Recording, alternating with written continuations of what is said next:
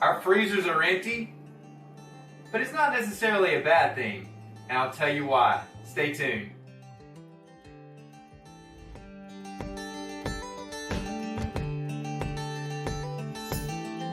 Hi everyone, and welcome back out to Harvest Hills Ranch. I'm Dr. Arland Hill, and yes, we do have a few empty freezers, and you may be thinking that this is related to some of the things going on in our society right now, but actually this does happen from time to time, and it's not necessarily a bad thing like you may initially think, and I'm going to explain why that is today.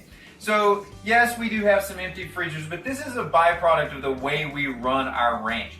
And it has to do directly with us trying to work in sync with nature and also trying to be very conscientious about the quality of food that we produce and not sacrificing the quality of the food for simply trying to produce more quantity of food. Now, let me explain a few things here in more detail to make more sense out of what I'm saying. Let me start with our beef.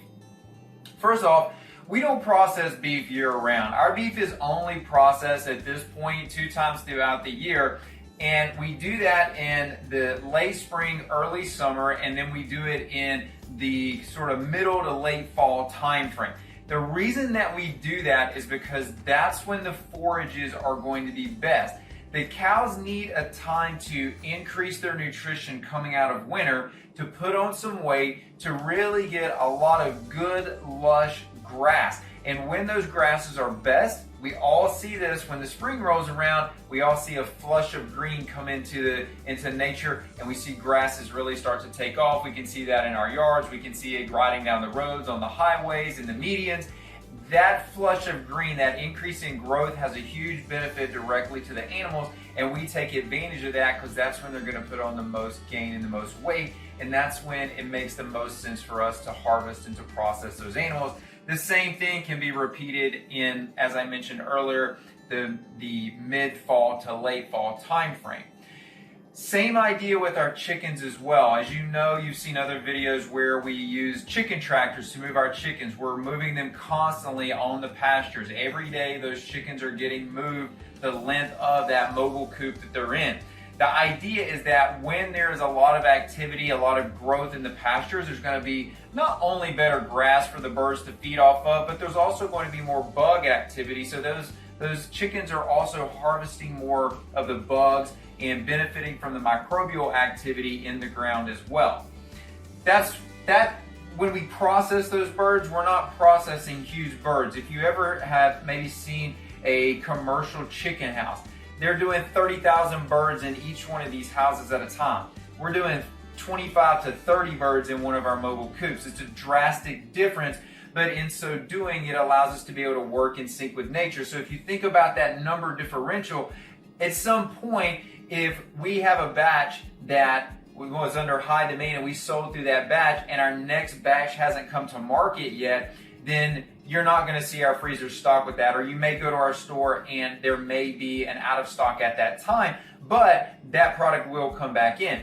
The other thing that's important to note on this is that we don't have the benefit of not using all of the animal, and frankly, I don't want to not use all of the animal. It's important for us, if we're gonna raise these animals and take the time to do it the right way, if we're gonna harvest that animal, we want to make sure that every bit of that animal is used, and that's why you'll see that we really try to emphasize making sure that the wings and the drumsticks, some of the less popular cuts, are utilized just as much as, say, for example, the thighs and the chicken breast are.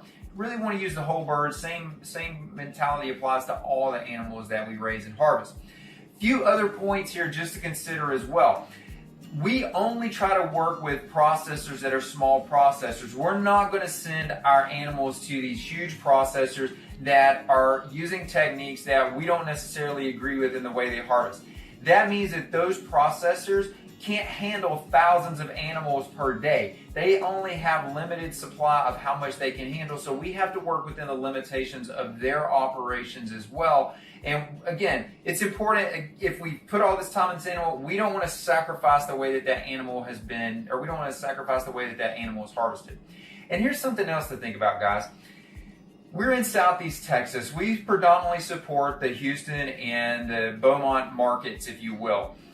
we're not trying to feed the world. We're not trying to produce massive quantities of food out here. We're trying to produce food that will be beneficial to our local community and support our community. So do we want to grow? Do we want to be a bigger, better farm? Absolutely we do. That's important to us, but we're never going to do that at the sacrifice of the quality of food that we're producing.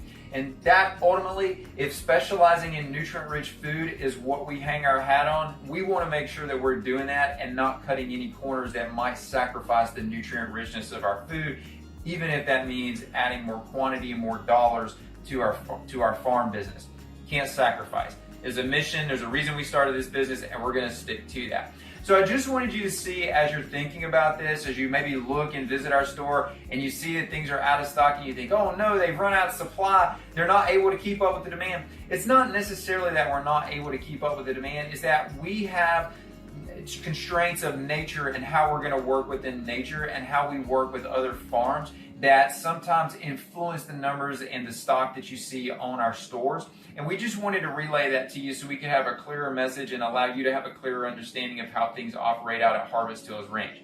So with that being said, guys, listen, I truly appreciate you jumping on with us today. Always a pleasure to have you on. If you like the information, make sure you hit it with a thumbs up, hit that like button there. And then also hit the subscribe channel. If you want to be a part of what we do, you want to see how we operate out at Harvest Hills Ranch, see how we try to not only as far as producing and harvesting our meat, some of the other things that we do to try to work within nature and also try to work in terms of specializing in nutrient-rich food, hit that subscribe button and we'll bring you more information just like this. Again, I want to thank you for joining us today. I'm Dr. Arland Hill, Harvest Hills Ranch.